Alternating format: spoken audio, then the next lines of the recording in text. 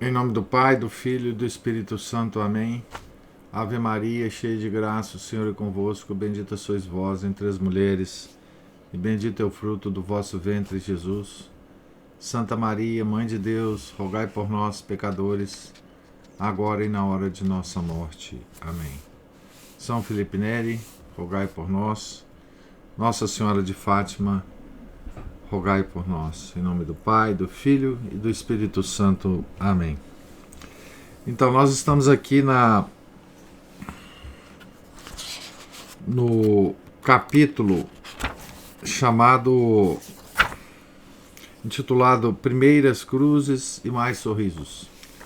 Estamos no ponto em que a Santa Teresinha entra na escola das Beneditinas, né? Eu vou ler o último parágrafo que nós lemos ontem para dar sequência aqui à leitura. Estou na página 47 aqui da minha edição. A vida em comum no colégio afetará dolorosamente a alma de Teresa, uma alma tão delicada, tão exigente em matéria de delicadeza, tímida por orgulho, tanto quanto por humildade. Ela é planta de estufa, cresceu protegida das contradições. Rivalidades, atritos, malevolência e discussões, isso era tudo o que conseguia enxergar com seus olhos infantis nas estripulias que presenciava no colégio. Como poderá suportar semelhante revelação? Aqui tem uma coisa muito sutil nesse último parágrafo, que eu não observei nosso último encontro, e que é uma coisa muito interessante da doutrina católica. Fala aqui que ela era tímida por orgulho, tanto quanto por humildade. Então a timidez pode ser uma expressão do orgulho, né? É preciso considerar isso sempre, né? Nos tímidos, né? E para os tímidos também, saber se a timidez da pessoa não é causada pelo orgulho, né? No caso de Santa Teresinha era. Entramos então agora na formação escolar. Lançam-na no turbilhão. Desembarca na sala verde, a classe em que as alunas usam uma fita verde como sinal distintivo. Mais jovem que as suas colegas, será, no entanto, a mais adiantada. E como é também a mais estudiosa, a mais desejosa de vencer, a fim de agradar a Deus, à família, a si própria, em breve obterá as melhores notas e conquistará os primeiros lugares em todas as matérias, exceto em ortografia e aritmética. Custava-me terrivelmente, confessará mais tarde, aprender palavra por palavra. As religiosas, suas professoras, nunca o perceberam. Afeiçoaram-se à aluna, pois cedo descobriram, por trás da sua gravidade, uma aplicação e uma obediência perfeitas, a flor secreta de uma alma acostumada a tender sempre para Deus. Deixaram elas imprudentemente que se notasse a sua preferência por Teresa. Não teria sido necessário, pois o próprio êxito da ave rara bastou para suscitar em torno dela uma atmosfera de inveja e difamação.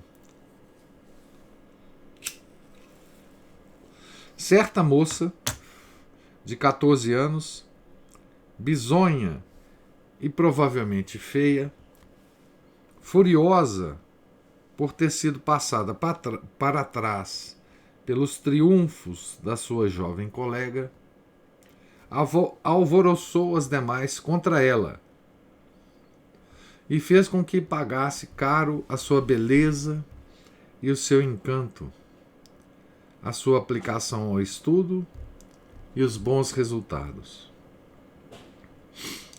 Bem podemos imaginar o desdém, as birras, as censuras veladas, as surdas calúnias com que Teresa foi importunada. Incapaz de se defender, teve de contentar-se com chorar. Já não apreciava as brincadeiras, sobretudo as barulhentas. Preferia a leitura. Inebriava-se de histórias heróicas e comovedoras. A vida de Joana d'Arc, ou A Flor do Prisioneiro. Mas na escola era preciso brincar, a fim de obedecer às regras. Teresa reunia então em torno de si as crianças pequenas da classe infantil, para contar-lhes as aventuras do Rei dos Gatos. Dizem que as narrava maravilhosamente bem, com grande vivacidade. Mas certo dia, uma das professoras pôs fim a essa diversão. Viram-na também passar em silêncio em torno do pátio, com a prima Maria e com qualquer outra amiga que lhe tivesse permanecido fiel. Recitavam o terço em voz baixa, ou então recolhiam os pássaros mortos que houvessem caído das árvores e procuravam um recanto afastado onde pudessem enterrá-los dignamente. Não certamente como cristãos, Teresa era esperta demais para confundir a ordem da natureza com a da graça. Mas como obras de Deus, testemunhas da sua arte e da sua bondade, criadas vivas e felizes, e merecendo, pois, ser honradas. Então, essa confusão da ordem da graça e da ordem da natureza é muito, muito comum hoje em dia, né? Mas Santa Teresa estava alerta para essas duas ordens, né? Da natureza e da graça. Durante o recreio, era permitido às alunas visitarem o Santíssimo Sacramento, ainda que ninguém fosse forçado a fazê-lo. Teresa nunca deixou de ir. Ao atravessar o claustro, beijava às furtadelas os pés ensanguentados do grande crucifixo preso à parede. Certa vez, tomou à parte uma das alunas mais velhas para perguntar-lhe, em particular, se não quereria aprender a fazer meditação. A outra, ao que parece, ficou bastante embaraçada. Teresa contou-lhe então que em casa, nos feriados, costumava esconder-se no canto entre a cama e a parede, envolver-se com as cortinas do leito e ali permanecer encerrada durante bastante tempo. E que é que fazes ali? Fico pensando. Uma das suas professoras recebeu certa vez a mesma confidência. Em que ficas pensando? Perguntou-lhe. Fico pensando em Deus, na pequenez da vida, na eternidade. Enfim, fico pensando. Pensar para Teresa era pensar em Deus. Apesar dos ternos cuidados que as religiosas lhe dispensavam, não deixou de carregar durante os anos de colégio o fardo da solidão, que para ela representava, na verdade, tanto um motivo de sofrimento como de regozijo. Treinava-se sem querer num hábito contrário à expansividade da sua natureza, mas conforme com a sua ambição, que neste período pôde amadurecer e depurar-se no seu íntimo. Brincava frequentemente de anacoreta com a sua prima Maria, e enquanto uma trabalhava no campo, a outra trabalhava a alma. Para imitar a modéstia dos eremitas, voltavam da abadia rente às casas, baixando os olhos, arriscando-se a derrubar os cestos das vendedoras de frutas. O que, aliás, acabou acontecendo. No fundo do seu ser, Teresa aspirava ao deserto, aqui deserto entre aspas, né? Certo dia confidenciou esse desejo a Paulina, que por sua vez lhe confessou que também sonhava o mesmo. Trato feito. Ambas iriam retirar-se juntas. Teresa passou para a classe violeta. Chegara a hora de preparar-se para a primeira comunhão. Na aula de catecismo, entre as suas distraídas colegas, bebia literalmente as palavras do capelão, enchia-o de perguntas e chegava a deixá-lo embaraçado. Não conseguia aceitar, por exemplo, que as crianças mortas sem batismo estivessem condenadas para sempre à medíocre felicidade do limbo, privadas da visão de Deus. Por quê? Não tinham pecado algum. Obstinava-se também em querer salvar todos os homens, mesmo os que se recusavam a deixar-se salvar. A sua razão tropeçava com o obstáculo do livre-arbítrio. Eu queria, disse certa vez, que Deus os forçasse a todos, pois Ele pode fazê-lo.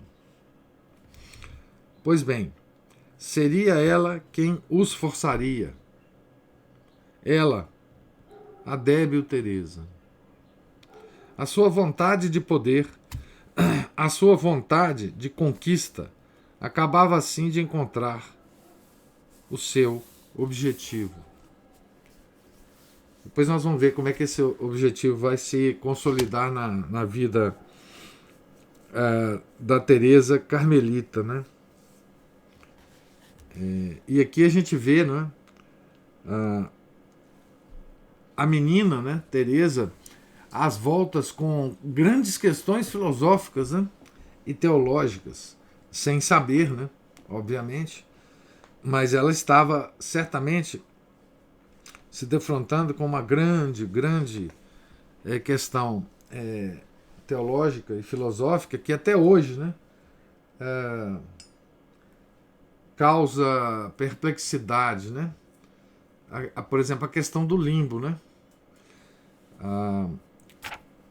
Bem, hoje nós estamos vivendo uma época completamente maluca, né? Que tem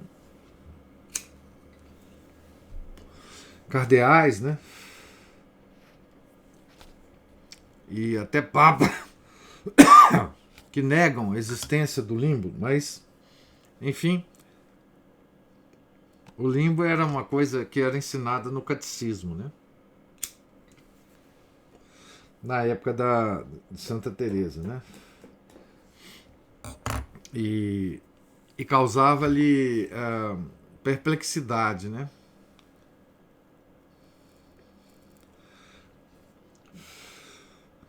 Solidão e doença.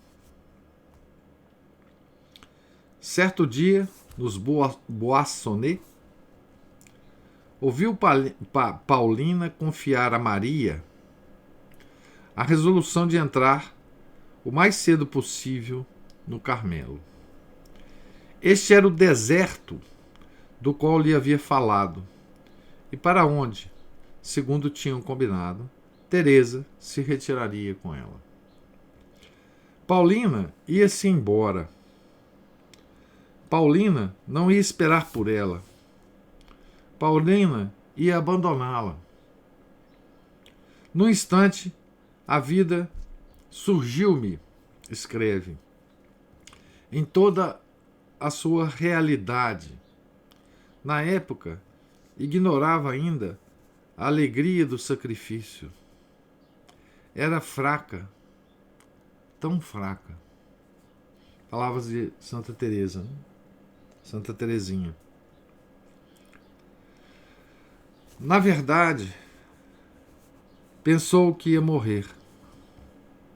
Olha que bonito que Santa Teresa escreve, né? Só para pontuar aqui como que ela escrevia bem, né? Num instante a vida surgiu-me em toda a sua realidade. Quando ela ficou sabendo, né, da Paulina, né? Bonita essa expressão dela, né? E é uma expressão da alma mesmo, né? Na verdade, pensou que ia morrer. A sua mãezinha consolou-a, explicou-lhe a vida do claustro. E Teresa logo se deixou dominar por um grande contentamento. Seu coração abriu-se, o choro cessou, e uma alegria insólita, sem nada de comum com as alegrias normais, saciou-lhe e dilatou-lhe a alma. Nesse momento, soube com toda certeza que Deus a chamava para o Carmelo. Não quis ocultar esse segredo de Paulina e até quis levá-lo, ainda quente, com o consentimento da irmã, a Madre Maria de Gonzaga, priora daquela casa santa que ela deveria honrar tanto e na qual entrava agora pela primeira vez. Teresa tinha apenas 9 anos. E somente aos 16 é que poderia ser aceita como postulante. Fosse como fosse, parece que a madre acreditou na sua vocação. Que nome tomarei ao tornar-me religiosa? Perguntava-se já. O seu nome próprio era bom, e muito bom. Gostava dele. Então, por que não Teresa do menino Jesus? Se amava tanto Jesus menino. Esse pensamento foi como um clarão de luz. E além disso, a madre priora disse-lhe a despedida: quando vieres morar conosco, minha querida filhinha, irás chamar-te Teresa do Menino Jesus. Esta afortunada convergência de pensamentos fê-la pular de alegria. Então já estava decidido o nome religioso, né, de Teresa. Depois vai ser acrescentado mais alguma coisa nesse nome, né? No momento em que tornou à rua, porém, a alegria deu lugar à decepção. Perdi Paulina. A natureza humana renovou os seus assaltos. E em pouco tempo, Teresa deixou-se dominar por esse pensamento dilacerante. Os poucos minutos que podia passar com Paulina no locutório do convento não faziam senão acentuar-lhe a dor. Passou a detestar o locutório, com a sua cortina e as suas grades. Já não comia, já não dormia, e no fim daquele ano maldito, Paulina partira a 2 de outubro de 1882, a pequena desesperada começou a sofrer de uma dor de cabeça contínua que a obrigou a interromper os estudos. Era o prelúdio de uma crise atroz, cuja verdadeira natureza a medicina não conseguiu nunca determinar. E que Teresa, na história de uma alma, atribui à inveja do demônio.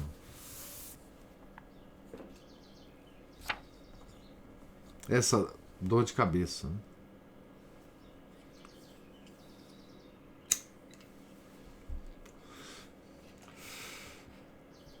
E para nós isso não é uma coisa incomum, né? O demônio causar essas coisas na ordem da natureza, né? Ele tem esse poder, né? Seria neurose ou um caso de possessão? O quadro clínico que Teresa apresenta é pelo menos estranho. Seus belos e grandes olhos fitam esgaezados. Seus lindos cachos loiros estão continuamente emaranhados. Ergue-se da cama, salta por cima da balaustrada, cai e, por sorte, não se machuca. Tornam a deitá-la na cama, onde tem de mantê-la à força. Vê o seu leito rodeado de precipícios, e os pregos da parede adquirem a forma aterradora de, na expressão de Santa Teresinha, né? Grandes dedos negros e carbonizados. O chapéu do pai transforma-se num monstro. Depois, um fragor rouco e a queda no vazio. Seria ela mesma que agia ou um outro, entre aspas, né? Teresa assegura-nos que mesmo nas suas crises mais sombrias, nunca deixou de perceber o que acontecia à sua volta e de de conservar perfeitamente o uso da razão. Os médicos acabaram por declarar-se impotentes, tanto em relação ao prognóstico como ao tratamento. Aproximava-se o dia em que Paulina tomaria o hábito.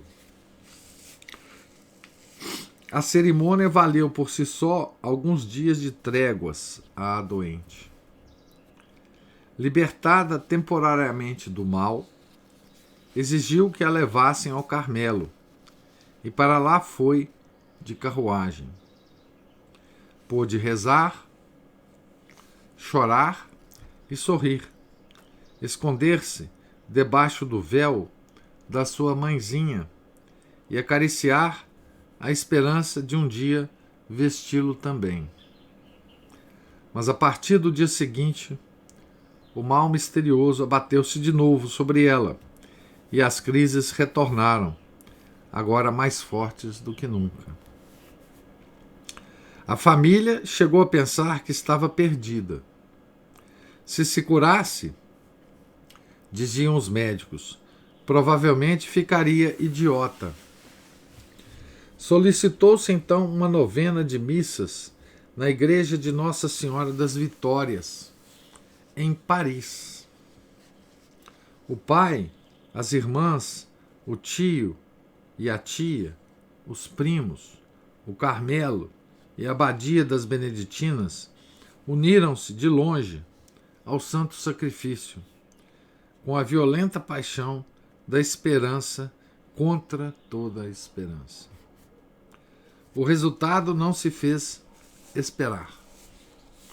Então aqui a gente vê uma descrição, né, de um provável, bem provável ataque do demônio, né? Porque é claro que o demônio não queria, né, que a Santa Teresinha entrasse no Carmelo, obviamente, porque lá ela iria salvar muitas almas do inferno, né? Ele já sabia disso, o demônio, né?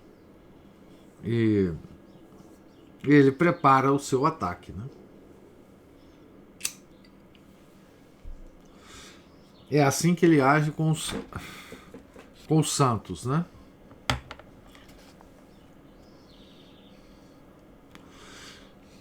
E não agiu diferentemente aqui, né? Nós já vimos em outras vidas de santo, né, esses ataques do demônio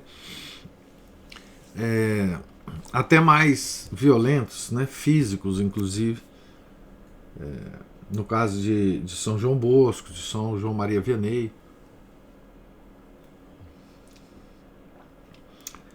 E aqui ele faz o seu ataque a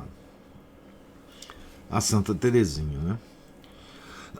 Então todo mundo se uniu, né, em orações para a cura de Santa Teresa, né? Então pediram missas, né, na igreja de Nossa Senhora das Vitórias em Paris, e todos se uniram a esses santos sacrifícios, né, que eram celebrados em Paris. O sorriso de Nossa Senhora. Teresa tinha sido transferida para o quarto de suas irmãs mais velhas, que se abria para a frente da casa. Seu olhar pôde repousar sobre o céu, sobre as copas das árvores e sobre a imagem de Nossa Senhora, que conhecia desde a infância. Um pé sobre a serpente, uma coroa de estrelas em volta da fronte. Colocada sobre uma peanha disposta junto à parede, ao lado da cama. No dia 13 de maio de 1883, 13 de maio é uma data que no futuro será uma data de Nossa Senhora, né? Em Fátima, né? Que é a primeira aparição, né, de Nossa Senhora em Fátima para os pastorzinhos. Então, era um domingo nesse ano, né? No domingo 13 de maio de 1883, parecia estar adormecida. Sua irmã mais velha, Maria, velava junto dela com Leônia. Vendo-a tão calma, Maria achou que podia ausentar-se por um momento. Leônia, que estava lendo perto da janela, ouviu Teresa chamar, de início muito debilmente: Maria. Não lhe deu atenção. De repente, Teresa ergueu-se e gritou com toda a força: Maria, Maria! Alarmada, Maria voltou correndo para junto da enferma. Mas Teresa não a reconheceu. A irmã estava ali diante dela, e, no entanto, a menina continuava a chamá-la em altos brados, procurando-a com os olhos à direita e à esquerda, sem a ver. Apavorada, Maria combina rapidamente um plano com Leônia e sai novamente do quarto para executá-lo. Leônia trata de tranquilizar Teresa e, levando-a até a janela, mostra-lhe no jardim a irmã mais velha, que a chama e lhe estende os braços. Teresa, minha pequena, Teresa. Teresa, que não está cega, vê alguém, mas não é Maria. Sofre horrivelmente e percebe que se passa algo de extraordinário. Maria, Leônia e Celina voltam para o quarto e ajoelham-se diante da cama em que a doente tornou a deitar-se. Todas choram e gemem, dirigindo-se à imagem da Virgem e suplicando-lhe que ilumine, que salve a sua irmã. Esta, consciente do mal, embora incapaz de defini-lo, geme e suplica com elas. Coisa estranha. De repente, conta Teresa, a imagem animou-se. A Virgem Maria tornou-se bela, tão bela que nunca saberia achar uma expressão que traduzisse aquela beleza divina. O seu rosto respirava doçura, bondade e ternura inefáveis. Mas o que me penetrou, isso são palavras de Santa Teresa, né? Mas o que me penetrou até o fundo da alma foi o seu sorriso encantador. Todas as minhas dores desapareceram e duas grossas lágrimas jorraram dos meus olhos e correram silenciosamente. Eram lágrimas de uma alegria celestial e sem mistura. A Virgem Santa, continuamos palavras dela, né? A Virgem Santa viera ao meu encontro. Sorrira-me. Como sou feliz, pensei, mas não o disse a ninguém, pois do contrário, a minha felicidade desapareceria. Depois, sem nenhum esforço, baixei os olhos e reconheci a minha querida Maria. Olhava-me com amor, parecia muito comovida e dava a impressão de não chegar a acreditar no grande favor que eu acabava de receber. Então são as palavras da própria Santa Teresa para essa aparição, né? Porque não é outra coisa senão uma aparição da Virgem Santíssima a pequena Teresa, né? A animação de uma estátua é de fato uma aparição, né? Isso também não é incomum, né, na vida dos santos. Animações de imagens, né? Com São Tomás de Aquino aconteceu uma também extraordinária, né? Ele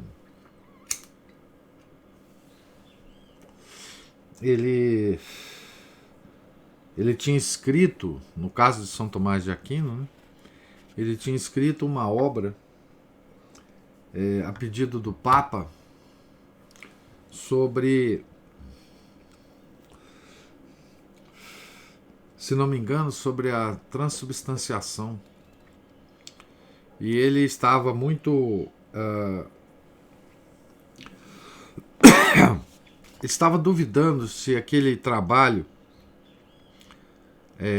estava bom, né? Estava conforme a vontade de nosso Senhor Jesus Cristo. Então ele se prostrou diante de um grande crucifixo no mosteiro beneditino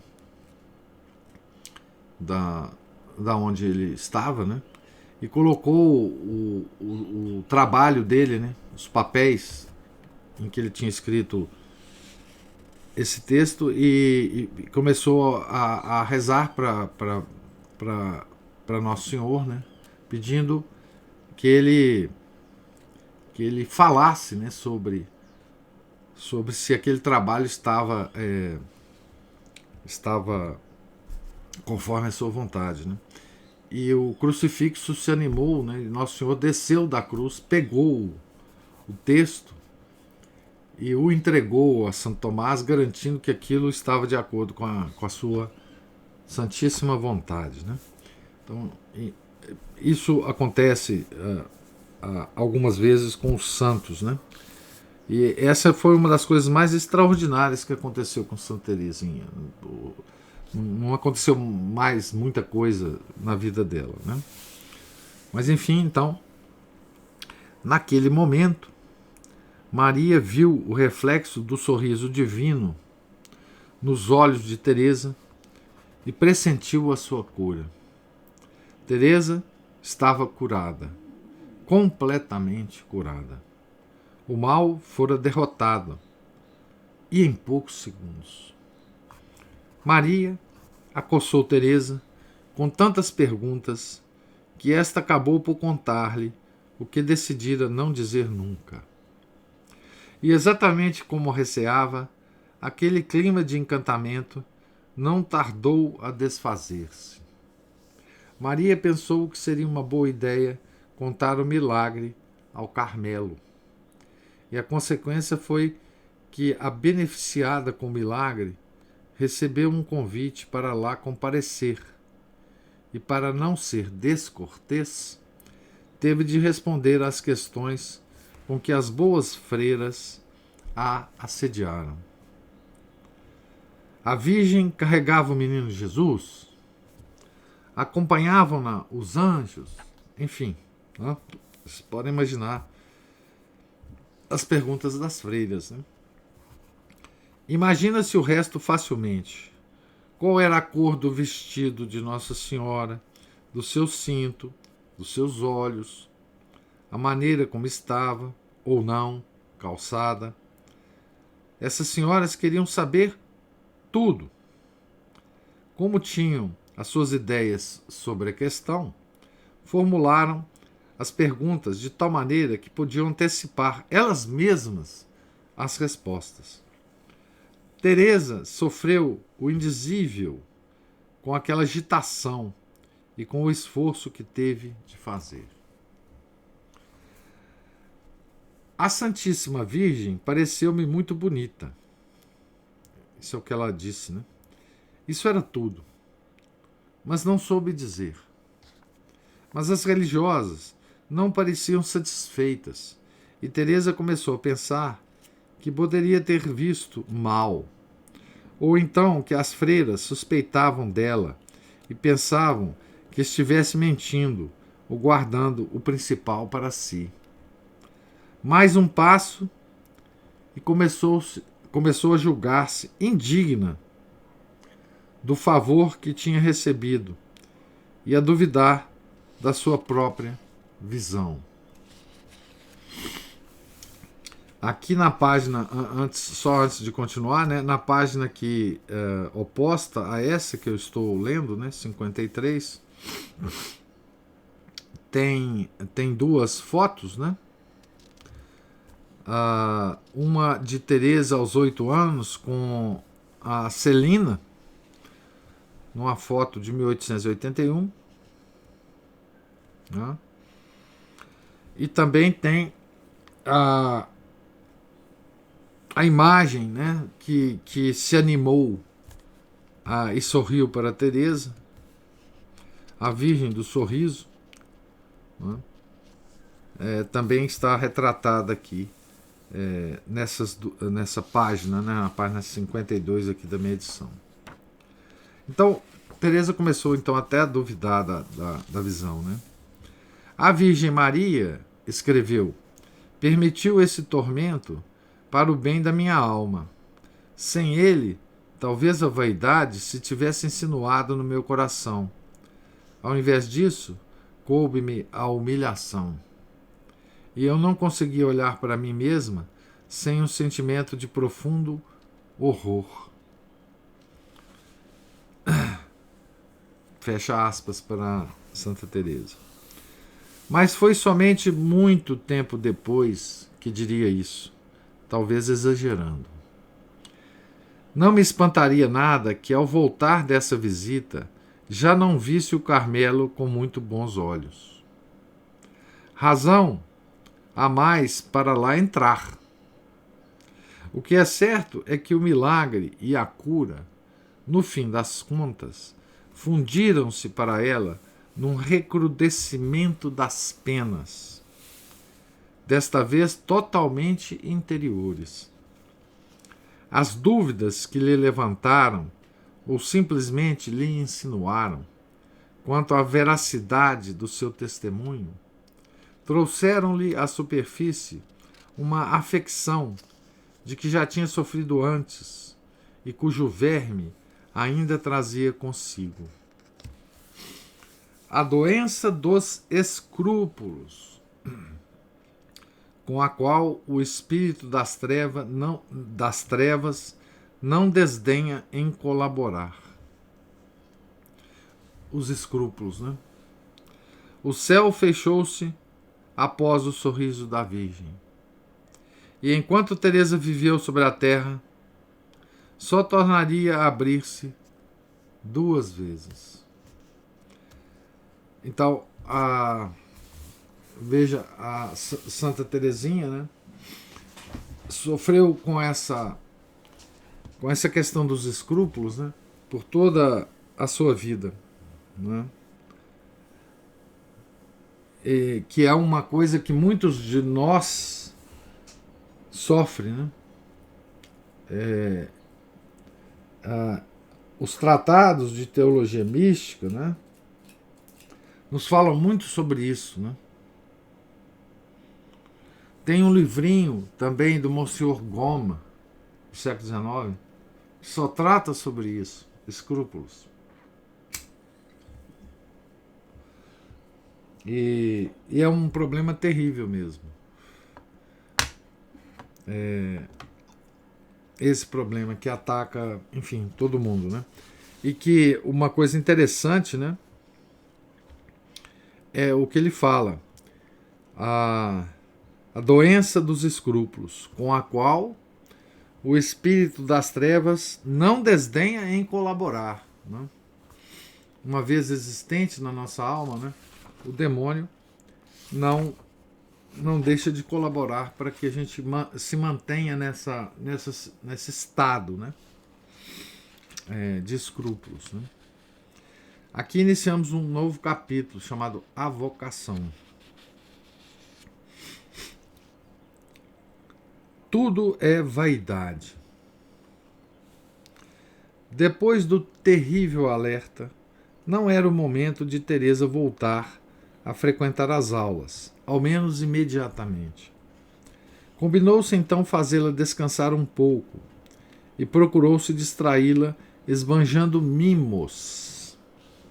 Então, Teresa devia ter aqui 9 anos, né? Mais ou menos, entre 9 e 10 anos. Uns velhos amigos convidaram o Sr. Martin a passar alguns dias com a filha nas propriedades que tinham perto de Alençon, a antiga cidade, né? E era verdade que o Sr. Martin, e se era verdade que o Sr. Martin detestava o mundo, não era menos certo que Teresa adorava as viagens. E o pai não via por que privar a filha desse prazer. A menina seguiu, portanto, para o castelo Saint-Denis, depois para o de Grogny e possivelmente também para o de Lanchal. Teve que acomodar-se às formalidades próprias do meio social, vestir-se convenientemente, conviver com belas senhoras de maneiras refinadas, participar das suas conversas frívolas, corresponder-lhes aos sorrisos e aos cumprimentos, deixar que a recebessem com festas, a afogassem em beijos e a admirassem. Uma mesa sempre florida, salões brilhantes, jardins bem tratados, criadagem solícita e numerosa. Numa palavra, todos os atrativos e todas as comunidades imagináveis.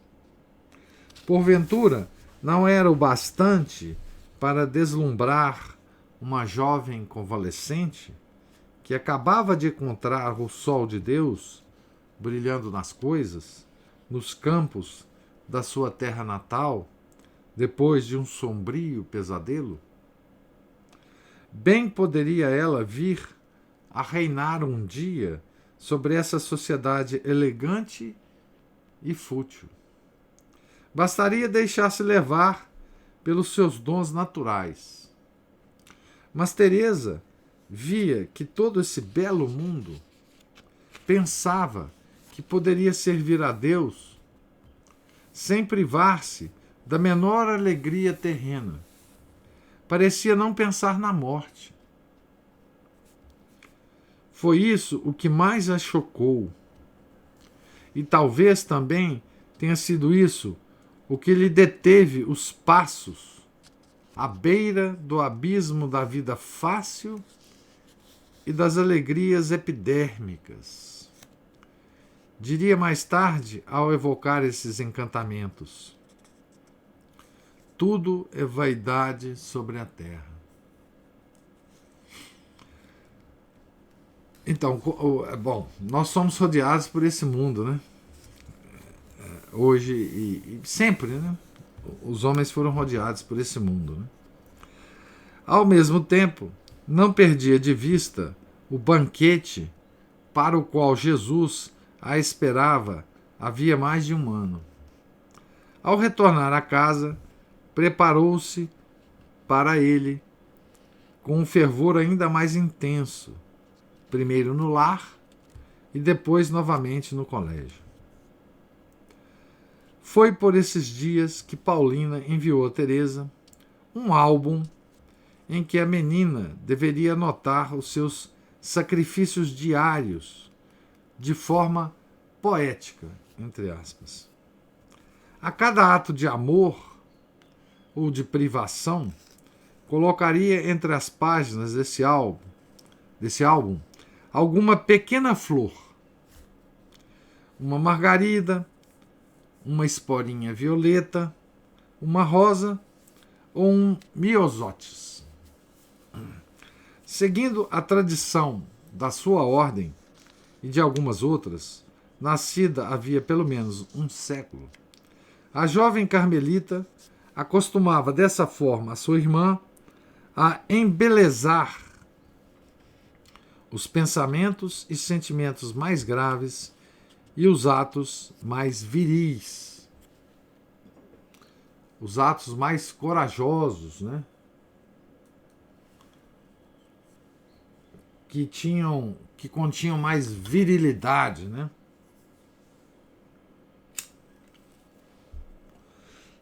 Essa é uma virtude que está faltando a nós nesses tempos que vivemos, né? Coragem. E o estilo de Teresa,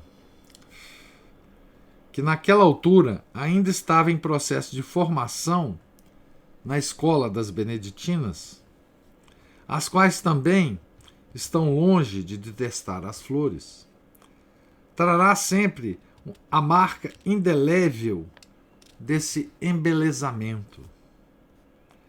Temos de resignar-nos para as boas religiosas que ensinaram Teresa a escrever. O que não fosse afetado não era suave. O que não fosse suave não poderia ser belo nem piedoso. Nós já rasgamos esse véu de falsa doçura e sabemos o que há de sólido e de vigoroso por trás dele. Aqui ele está voltando àquela crítica estética que ele fez no início do livro, né? Sua irmã Maria, menos imaginativa e menos artística do que Paulina, era a que menos acusava esse inocente defeito, e os seus conselhos revestiam formas bem menos açucaradas. Teresa agarrava-se a ela agora, firme e enternecidamente, a Maria, né? Embora a sua nova tutora contrariasse algumas das suas inclinações. Maria desconfiava da oração, por temer que a menina se perdesse nas nuvens, e só lhe permitia rezar orações vocais. Aqui tem uma observação interessante, né? Nós sabemos que Teresa então já era dada a oração mental, né? O que a igreja chama de meditação, né? E que é tão pouco comum hoje, né? Eu digo assim, nos fiéis comuns, né?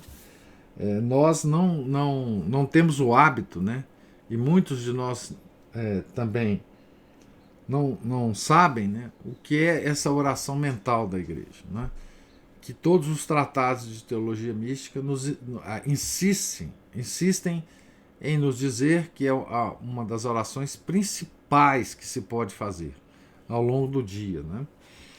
Mas Teresa já era, né, dada a esse tipo, já era, digamos assim, atraída para esse tipo de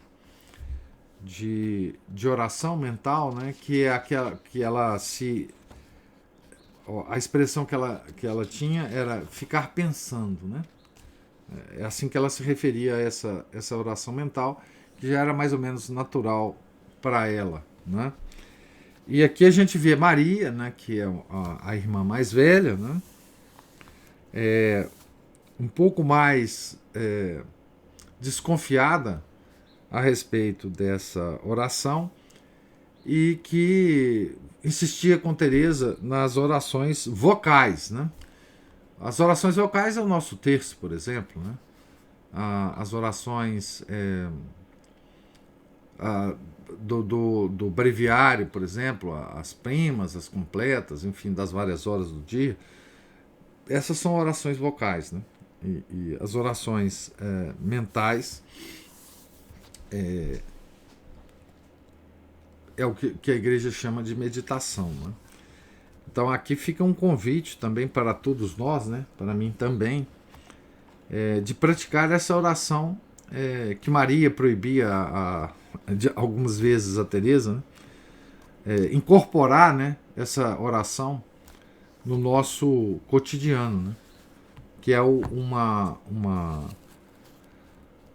conselho da igreja, de um modo, quer dizer, da igreja de sempre, que eu estou dizendo, né? Hoje, muitos católicos, talvez a maioria, nem reze a oração vocal, né? Então é bom começar por ela mesmo.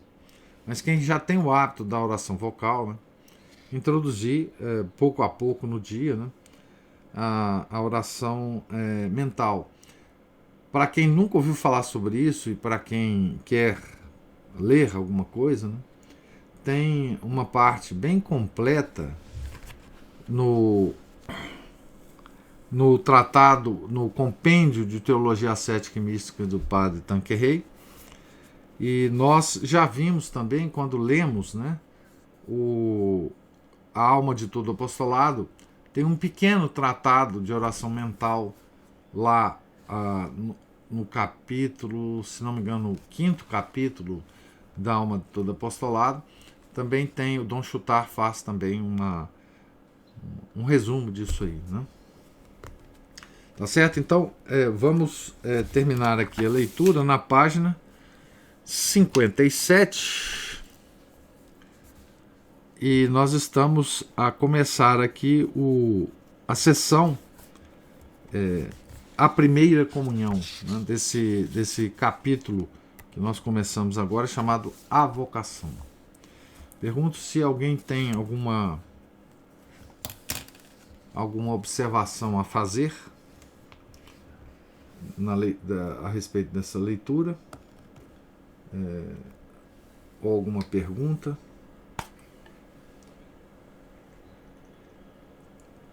Então vamos terminar com uma oração. Deus lhes pague a paciência e a generosidade de me ouvir.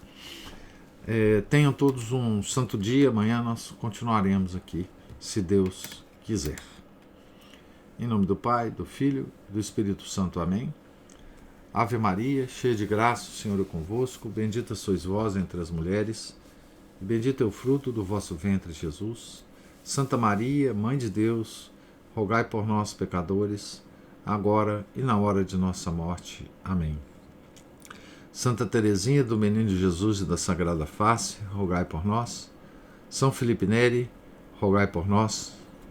Nossa Senhora de Fátima, rogai por nós. Em nome do Pai, do Filho e do Espírito Santo. Amém.